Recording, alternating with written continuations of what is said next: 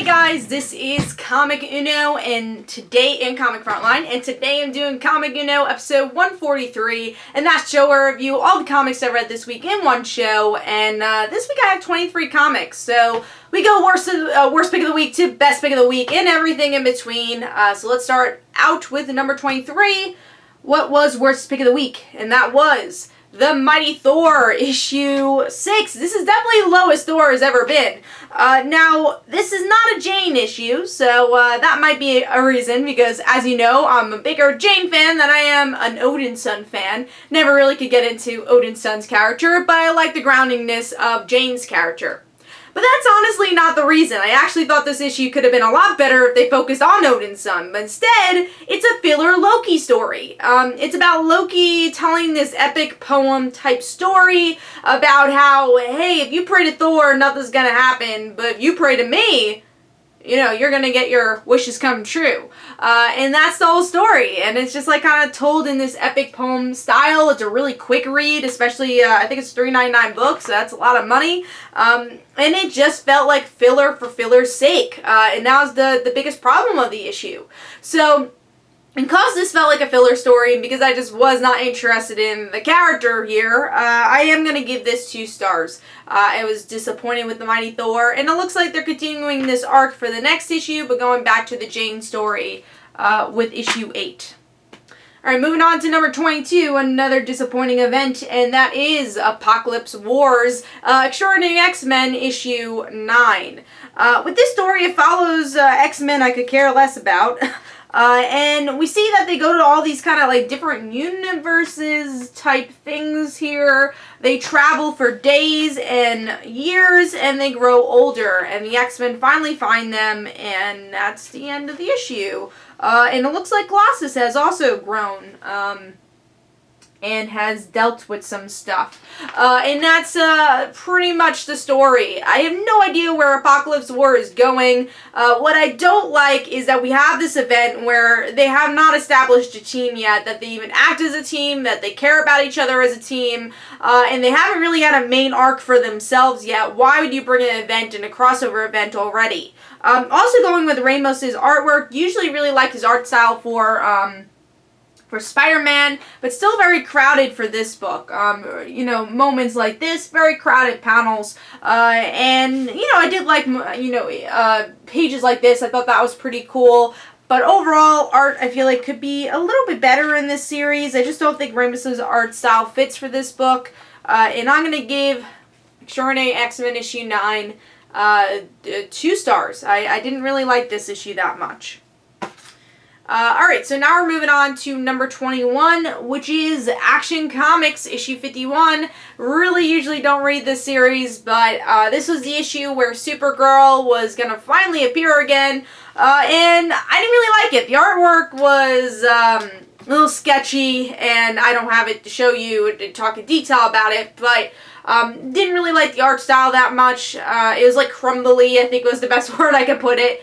And also the story. I mean, they try to connect with the DEO, they try to connect with the Supergirl television show, which is cool, but overall, still didn't really care about the story, and it still felt a little bit too much New 52 Supergirl to me, not really getting the essence of the character. So I gave this issue 2.5 stars. It just didn't give me enough to say, hey, I need to pick up more Super League. Even the cliffhanger is like, oh, well, we're moving into Superman, Wonder Woman, we have to throw Wonder Woman in the end of this issue. So I gave this 2.5 stars. And that was number 21. So now we're moving on to number 20.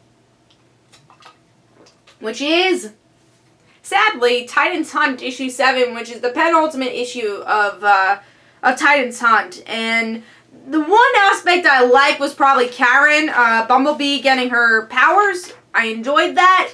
Everything else felt like they're still too separated, the team. And that's been the biggest problem with Titans Hunt, is this is supposed to be about bringing the team together and remembering everything, and we're already up to the last issue now, and they don't really they're starting to remember things, and it doesn't really progress the story that much of like, hey, we were the Teen Titans, or I guess the Titans now, and they were way too separated in this issue. The artwork is okay. It's very average, the art style. Sometimes it's hard to see facial expressions, like over here, a little bit too much inking, a little bit too blotchy for me.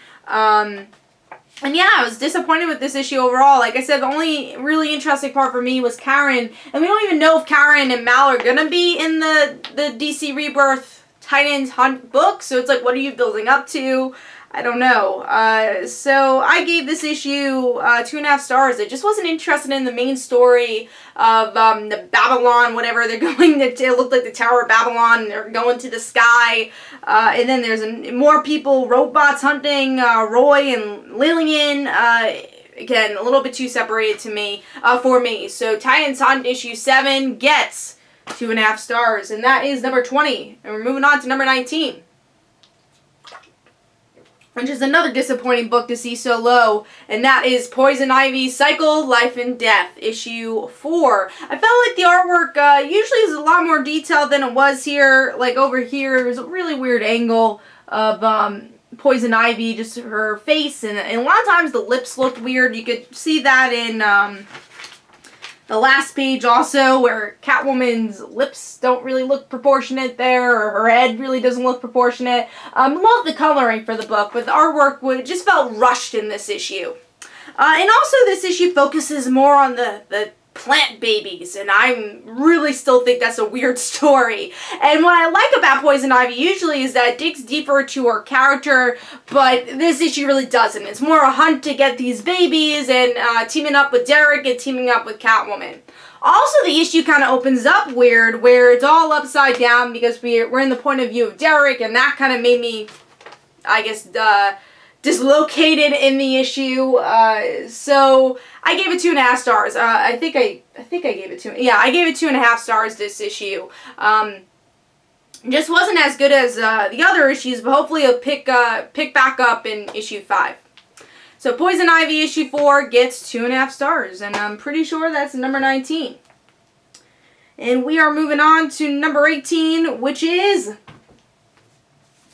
Captain Marvel issue 4. Now this is a book that I don't hate and I don't love. It's always really middle ground for me, and mostly because it's not Captain Marvel's fault. She's definitely the best part of the story. It's that it's this Alpha Flight type team story, but we know nothing about the other team members besides Abigail, who we've seen definitely in other stories, so you know a little bit about her personality.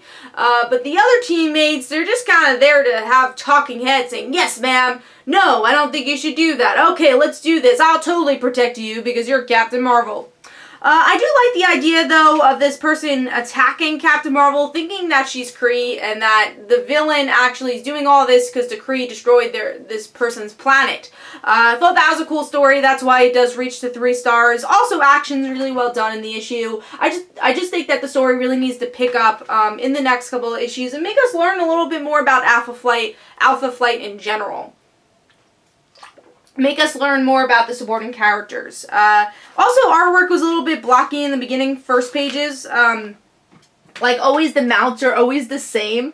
You can see that with Coulson, probably, if I zoom in. It's always, like, the same face they make. They could kind of do better with the far-away facial expressions. They do it well, again, with Captain Marvel. It's just with the other characters that need more detail when their faces are a little bit farther away.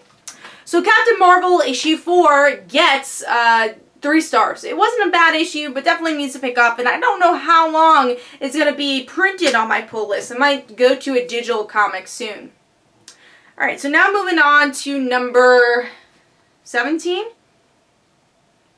Yes, we're on to number 17, which is the last issue of Huck, issue 6. And this is the last issue of the miniseries, and I will say the whole KGB Russian story didn't really work for me, and that's why when it finally comes to a head here, I didn't really care about it. But once the battle's over, which is pretty much 2/3 of the issue, the story gets interesting again. It goes back to why I liked Huck in the first place. It's Huck living with his mother and trying to help people, and that's And there's a really touching ending where the reporter that told about Huck and kind of ruined his life, Huck says, forgave someone who had something on their conscience and forgave that person. And I'm like, yes, that's totally Huck.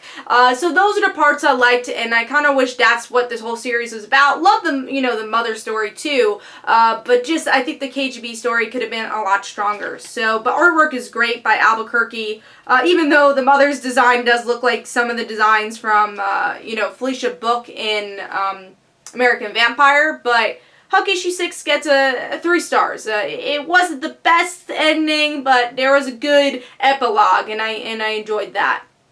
And overall, definitely get a cheap trade to read Huck, because it's definitely worth reading. Alright, so that is number 17. Yes, that was number 17. So now we're moving on to number 16, which is Power Man and Iron Fist issue 3. And I enjoyed this issue, especially the opening with Jessica, and Danny still asking, does Jessica like me? Just tell me if she doesn't like me. And then Luke's like, no, this is how she treats the people she loves. And then also her, like, cursing like a sailor. And then Danny says, why is Jessica allowed to curse and not you?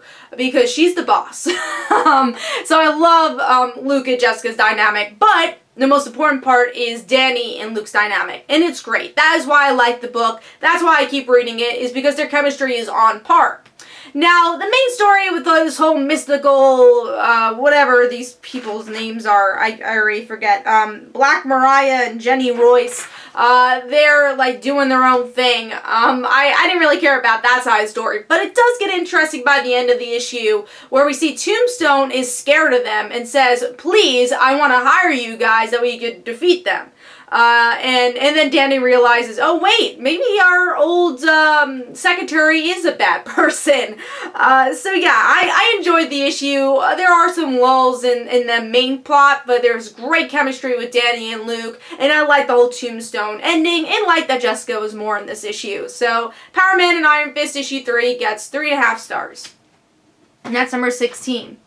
Moving on to number 15. Now, this is a lot lower than usual. I felt like this was a little bit, had a little, I guess, pacing problems towards the middle of the story. And that was Cry Havoc issue 4. Now, this usually makes my top 5 because I love the way they do the storytelling in this book. How they describe that, and they still do it in the beginning, like how stories, we always make up a beginning, middle, and end. And they just, like, kind of reference that this is a story telling literally the beginning, middle, and the end at the same time. Now, what I didn't like about this issue probably was the Afghanistan story. I thought it had a little bit of a lull. That's the pacing problem. Like the beginning of the story, or finding out why she was pregnant, still was a little quick of how that happened, but hopefully we'll learn more about the guy that she's pregnant with, and you kind of understand, I guess, her sexuality a little bit more, which makes the pregnancy make more sense. And then I, of course, love the ending, because you have that narration of this girl still explaining who they are and what world she wants to live in. And then you get to see one of her partners in Afghanistan being kidnapped. So that's the ending. Still a good issue, just didn't blow me away as much as issue 1 through 3 did. Again, this was a little bit of a slower issue. But Cry Havoc issue 4 gets 3.5 stars. And that's number 15. Now we're moving on to number 14. Which is Wonder Woman issue 51. Now this book, I think improved a lot with this issue. I didn't really like the last couple of issues just because it focused so much on the Greek god stuff. But first let me just say that Mendaka, let me pronounce his name right, Mendaka, who did the artwork for Little Mermaid, Miguel, he does such a great job with this book. I love the detail and really, really like the artwork, and I think it fits so well with the tone of Meredith's storytelling. So I really like that. Again, look at even just the way they do magic and how that affects the paneling. Really, really like that. So great artwork, and hopefully we get to see more of Miguel's artwork in the future. I'm guessing we would get David Finch's artwork for the next issue, because it is the last issue of the creative team until DC Rebirth, with the new creative team for Wonder Woman. So I'm guessing we'll see David Finch come back. But I like this issue because it went more into the mind of Wonder Woman, her guilt And I mean, it does explore more about, the firstborn child, or whatever they call the child, got his name already. I'm trying to remember the child's name. But the firstborn, they look more into that in her relationships. Wonder Woman's relationship with Superman, with Zola, so we get to see, again, digging into these relationships a little bit more. So it's very much in Wonder Woman's mind, and I really enjoyed that aspect of the issue. And again, beautiful artwork, which I think fits really well with the tone of the book. So I think Wonder Woman definitely got back on track with this issue for me personally, with the storytelling I like more.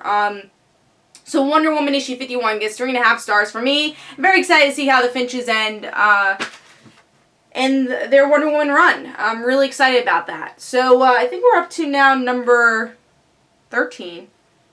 We are. Number 13 is The Totally Awesome Hulk, issue 5. And, this issue is kind of still the same thing. It's mostly like redescribing our Amadeus's story that we already knew. It's like, oh, okay, he's in Hulk, and like we still don't know how the Hulk is affecting him. And then we have Enchantress kind of try to control Amadeus. And the end of the issue is now with Thor coming into the scene and saying, why did you work with Enchantress? Which I'm really excited to see Thor and Amadeus, I guess, work together, fight with each other. I guess we'll find out in the next issue. But really like the artwork. That's something that I think was the best part of this book, even though the story is kind of like the same thing we've been seeing, but it does go a little bit deeper into what this whole Totally Awesome Hulk is about, and if Amadeus is any different from Bruce Banner. So the Totally Awesome Hulk, and I keep saying the Totally Awesome Hulk, issue 5 gets 3.5 stars. Now it's number 13, I think. So now we're moving on to number 12, which is Injustice: Gods Among Us, Year 5, Issue 8. I feel like anytime this series focuses on the Batman side of the team, I like it more. But with this issue, they actually do focus with Superman and Batman side of the team very well, where we get to see where Harley and Batwoman and Catwoman have been up to, and Harley is trying to figure out more about this Joker gang, that they worship Joker as a symbol, and then Batwoman's like, hey, and even Harley's like, you shouldn't do that, he's not a symbol. If you want to be killed by Superman, totally do that, but you probably don't want to. Why don't you make your gang of people, your cult, actually do something good? And then Superman finds out about this whole gang anyways, and even though they promised, Batwoman's like, yeah, we'll totally do that, and they kind of don't, and Superman kills them, and Harley and Batwoman are upset about it. And that's the main story of the issue. Again, Catwoman also deciding, do I want to be part of this whole Batman thing? No, I don't. I just want to do my own thing. That's a big part of the issue also. But I enjoyed the story. I like that it focused more on the character development, which I think Injustice: Gods Among Us, that's when it's at its best, when it's more of a character story than like plot driven, because like I don't think you needed 5 years to tell, Superman versus Batman story, but especially since you have a video game where you know the ending already. But Injustice: Gods Among Us issue 8 gets 3.5 stars, definitely an improvement from what we've been getting, and we'll see where the rest of the story goes. Alright, so now we're moving on to number 11. Yeah, so number 11 is Hellchild, issue 2, which is a lot higher than issue 1, because issue 1 didn't really have Hellchild in it. But with this issue, we actually discover a little bit more about Hellchild, that she's like this vampire / demon type creature, and that she just does not want to do this. She doesn't want to be alive. And we see Van Helsing feeling guilty about it. We have can't think of Van Helsing's boyfriend. Yeah, we have the boyfriend who's the father, who feels obviously very bad that Van Helsing did all this and didn't want this to happen. And we learn a little bit more about Hellchild's personality, which I liked. So we definitely get a little bit more development from the character, finally. And it made me interested to see where the rest of the story goes. And I do really like Hellchild as a character. So I gave Hellchild issue 2 3.5 stars. Moving on to number 10, I think this is the highest this book has ever been, and that's All New Hawkeye, issue 6, which is actually the last issue of Lemire and Perez's run, which I'm kind of happy because, like I said, I haven't really been loving their run, but I thought this issue was touching. We finally get the ending of Kate's story of, her childhood, and why she ended up wanting to be Hawkeye and calling herself Hawkeye is because Clint, way back when, saved her. And after, the whole mess with her father. And then Kate saying, I don't want to know what you're up to anymore, because I know you work for villains, and I don't want to be lied to, but I won't tell you what I'm up to. I won't let you know. And I really hope they explore that relationship between her and her father a little bit more, and whoever takes this team after. Another touching part is that Kate says, I kind of want to do this on my own now. And Clint says, the reason I didn't want you to do this, and this makes sense after them always kind of not breaking up, but like friendship breaking up, teammate breaking up, and always doing their own thing. And Clint says, I didn't want this because I was being selfish. I always needed somebody. You're my best friend. And then I love this moment. Kate says, you're my hero. I'm like, that was such a touching moment. It made it. Even though the artwork is still, a little bit should be a little bit more detailed. I do like the coloring for the present, but I don't like the coloring for the past still. But I do like the attention to detail that Kate is more noticeable than the other heroes. They're a little bit more smudged, so I like that detail. But still don't love the artwork for this series. Definitely would like more detail. But like I said, they definitely had a good touching moment in the end. And at least the flashbacks made a little bit more sense in the end of this issue. Don't know if you needed so many of the flashbacks, but I gave it 3.5 stars. Definitely touching to see Kate and Clint's relationship. And seeing kind of the meaning of their relationship and their teamwork a bit. So All New Hawkeye issue 6 gets 3.5 stars actually, and that's number 10. Moving on to number 9, which is a book that was really delayed but actually gave us a reason on why it was delayed, and now Switch issue 3. And that is why I did not put the delay in my rating. Usually if a book's super delayed and it's like a bigger company, I will say this was super delayed, and that it did affect my rating, because you're gonna forget about the book if you're reading it single issued, and you read as many books as I do in a week. But with Switch, what I didn't expect is that the writer/artist/just creator told us exactly why it was delayed. He gave us this whole entire letter. It says, I'm going to, go back when issue 5 comes, I won't be delayed. And it was actually because of health problems. And I was like, you know what? And obviously I did not put the delay in my rating at all. Now, I also will say I really love this series. It's getting me more into the Witchblade story, and I really like this character. And even though this issue doesn't progress the story that much, it's kind of more of just an explaining issue of what is the darkness, what is Witchblade. We see a little bit more of Sarah, who's the original Witchblade character in the original series. And then we learn a little bit more about Mary and these other Witchblade holders that teach her lessons. And she meets this one person that used to hold the Witchblade that says, you know what, I'm going to be the person you're going to call when you are in the biggest trouble. And these ladies over here know I'm the best. And then obviously you can see that they don't have the best relationship, the other Witchblade holders and this woman.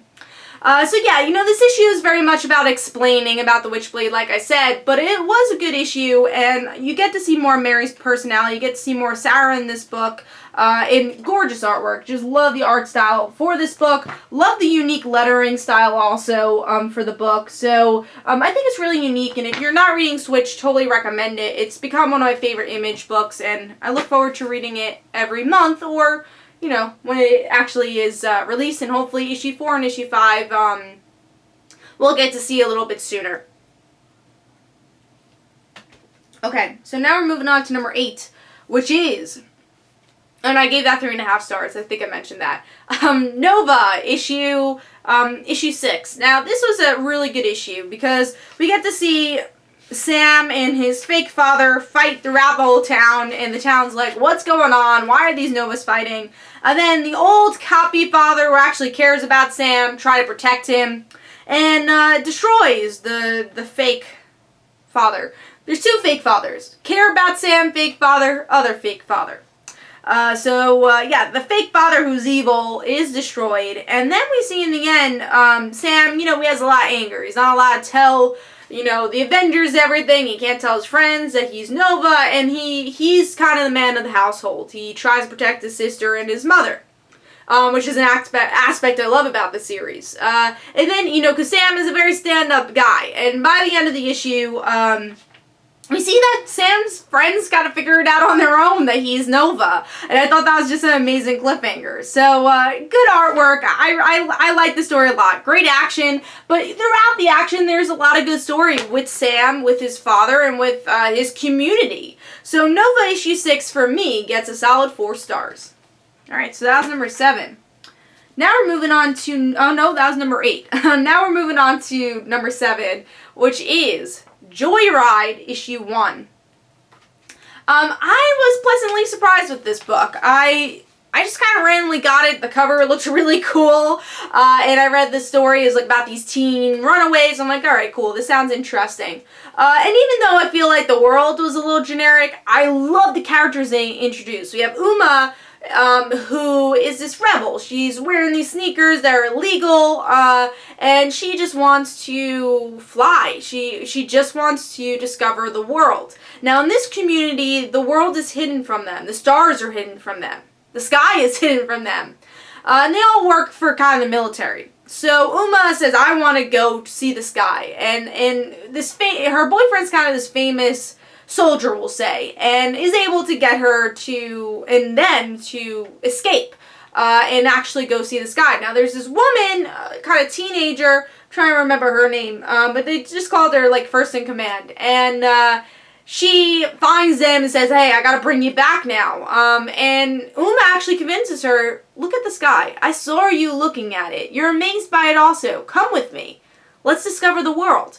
And she is tired of not having an actual name or, this kind of world of control. It's like, you know what? Let's do this. And they're on a joyride now. And they even meet up with an alien who you think, because again, this world also is about telling lies of aliens being bad. And yes, you see this one evil alien, but then there's this other alien to help Uma out. So not everyone's bad just because they're aliens. There's good aliens and there's bad aliens, and they kind of show that in this issue. So for me, Joyride had really clean artwork and really distinctive characters, and I'm really excited to see where it goes. So Joyride issue 1 for me gets a solid 4 stars, and that is number 7. Moving on to number 6, which is Hyperion issue 2, which my store didn't have the physical copy of, or else I would have read it physically, but I'm going to get it next week. So Hyperion is a surprise hit for me, because I never knew anything about the character at all until this series. And it's such a new reader-friendly series, and with this character, it's just him wanting to be normal. He wants to be a truck driver. And Doll saying, I don't want you to be normal. I want you to kind of notice me, and I want to work with you. And this whole issue is Doll trying to convince Hyperion, hey, take me. I want to be part of this, part of your world. I want to help you. And then she has a dog that says, hey, he needs to be part of our world too. So it's them figuring out a mystery of this worm people. But it's also them building up their relationship and learning more about each other. Why Hyperion's so closed off, and why Doll wants to partner up with him. Beautiful artwork, love the bright coloring, and again, it's very simple artwork, but I really enjoy it, and check it out if you're not reading Hyperion. It's a really surprisingly great series from Marvel that not enough people are talking about. So I gave that 4 stars, and that's my number 6 pick. So now we're moving on to number 5. And that is Silk, issue 7. This is so far the best Spider-Woman issue for the crossover, because a big problem, I guess, from the Spider-Woman crossover is that it's Cindy's story, but we don't really get to see a lot of Cindy in the Spider-Gwen issue or Alpha. Now we're actually getting to see Cindy's side of the story. Even though I still don't love the art style for this book, still think some of the proportions are a little off, and, the face always looks different, is a little curvy artwork for the face. But anyways, what I liked about the story, it's Cindy learning that her Earth 65 version is not a very nice person, and actually had the chance to be with her family, and totally doesn't even say, hey, bye, I had a fight with my family, I don't like you anymore. She just left. She just left them, and Cindy obviously feels guilty because she misses her family, and she discovers again more about herself, or her Earth 65 self, and she meets the Dr. Octopus version of Earth 65, which I thought was pretty interesting cliffhanger. So I like this issue because again, it's more of a focus on who Cindy Moon is, and more of her stories. So, and it's interesting that this family theme fits for not just the Spider-Woman arc story, but really the whole story of Silk so far. So it fits both series, I guess. Both the Silk series and this whole crossover they're doing. So I gave that 4 stars, and that was number 5. Alright, so I'm moving on to number 4. Just gonna get a sip of water. Alright, so number 4 is Superman, Lois and Clark, issue 7. Now with this issue, this is a really cool issue of Lois and Clark just explaining to John who he is, who his family is. And that's mostly the issue, but it's the issue we've all been waiting for. John getting his powers and learning more about his family. Artwork is pretty well done too. I definitely like the coloring for the book in this classic style for the book, classic tone for the book. But there are times where I feel like the face angles could be a little bit better, some of the action could be a little better, but overall, pretty good artwork, and like I said, very solid story of finding out, or at least John finding out more about his family, which is a moment I think we're all been waiting for if you've been reading Lois and Clark. So I gave that 4 stars, and that was number 4. Moving on to number 3, which is Invincible, issue 127. Now, this book has been on hiatus for a couple of months, and it returns here with Mark knowing that he has missed a lot, and he's upset about it. He cries a lot in this issue, which is kind of a complaint. Not that he's crying, because I think Mark deserves that, but pretty much every panel he cries, which I guess is understandable for the character, but still is a little bit too much for me in this issue. But yeah, what I like is pretty much the cliffhanger, finding out that Eve was with somebody during this time, and I question if she's still with this person, just saying, hey, it was serious. I wonder like what type of creature this person was. But yeah, I mean, I'm curious to learn more about that. That's how we get a cliffhanger, and Oliver's working with the enemy and going to be working against Mark, so that's also something that was a big cliffhanger. So great twisted turns in this issue, but good emotional moments too. Also curious to see if Terra has abilities. That's something I'm really curious about. Because why would they do that time jump, I feel? I think that's another main reason they would have done it, is to make Terra a little bit older and make her maybe have abilities. And I'm really excited about that. So really good, really well done issue. I give Invincible issue 127 4.5 stars. I will say it's an artist change from the original Invincible series, which you tend to get used to. And I've read the original Invincible, like, first trades, so I'm used to this art style. And I also think the coloring is really well done, so I think that that's pretty well done. So, yeah, like I said, I'm used to this art style, but it's nothing like Ryan Ottley's artwork, which is so detailed, and he'll be coming back for the next arc. So, Invincible issue 127 gets 4.5 stars. Moving on to number 2. Now, this is kind of hard for me because I really enjoyed both these issues, but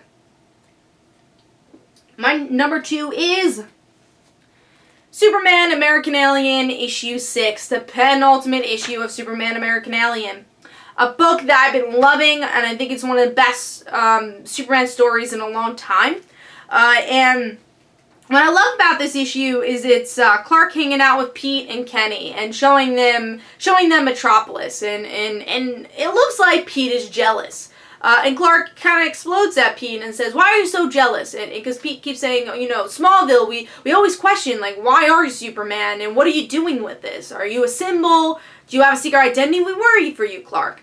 And you think it's because he's jealous. And then he ends up, you know, Clark goes into space to kind of clear his head, and then Sinestro, or someone that looks like Sinestro, attacks Clark and calls him a Kryptonian. And in this story, Clark doesn't know anything about his heritage, so he's like, a Kryp what? And then he learns that his planet's name is Krypton. And he kind of looks into the sky and says, Krypton. That's amazing. I know a little bit about my past now. But the best moment of this issue is where Pete actually explains why he's so worried about Clark. He says, there's all these bigger villains that you have to fight. And I'm worried about you because you're like a soldier. I watch you all the time, and I don't know if you're going to come back home. I don't know if you'll be okay. You're my best friend. And then it's Clark saying, you're my best friend. And it's like that great moment. And I feel like it's that realistic moment of like opening up to your friend and telling your worries. And you get to see this closeness of this friendship. And another thing I really like about Superman American Alien, like I said, is that all Smallville knows that Clark is Superman, and no one says anything. It's like, because that is their family member, because it's such a small community. And I enjoyed that aspect. And the artwork for this book is really well done too. Really love the art style and the clean art style here. Bright colors. So Superman American Alien issue 6 gets 4.5 stars. Really loved Pete and Clark in this issue. Alright, so moving on to pick of the week, number 1. Which is Astonishing Ant Man issue 7. So yes, Astonishing Ant Man is pick of the week again. Again, it was hard, but I love that this issue is Scott finding out about Cassie. But it's also everything that's been building up in Ant-Man coming to a head. Head Jack Sapp, the Darren Cross story, even just the family story with him and Peggy. And you do have a great moment with Scott and Peggy where Peggy says, I know I've told you to not be with Cassie and to be in her life, but if you save her, I won't say that anymore. I just want her back. And you see this interesting dynamic because I love the Langs because they have such a complicated family and relationship that Peggy cares for Cassie, but even the way Peggy says this, and I didn't talk about this in my in-depth review, but even the way Peggy talks about her abilities, talks about Cassie's past, you could tell she doesn't love it. She doesn't love the idea. And if you've ever read Young Avengers, you know she doesn't love the idea. So she says, you haven't been around, Scott. You don't know. She's been through so much. Dying, losing those powers. Moving here, getting sick, then you disappearing. So it's just the way she says those powers. It's not her powers. You know, I really like the wording in that. So great character moments in this issue, and great cliffhanger where Scott actually does find out what Cassie's up to. And there's that moment where it's like, we don't have time. We have to get this operation going to try to save Cassie. So Astonishing Ant-Man issue 7, really well done issue again for Ant-Man, and I gave that 4.5 stars. So hopefully you guys enjoyed. This is Comic Uno. Don't forget to follow me on Twitter. Don't forget to like my Facebook page. Also, description below, there are links for my comic book, Like Father, Like Daughter. And don't forget to like the Facebook page of Like Father, Like Daughter. And let me know in the comments below what was your pick of the week, what was your worst pick of the week, and everything in between. I'll see you guys later. Bye.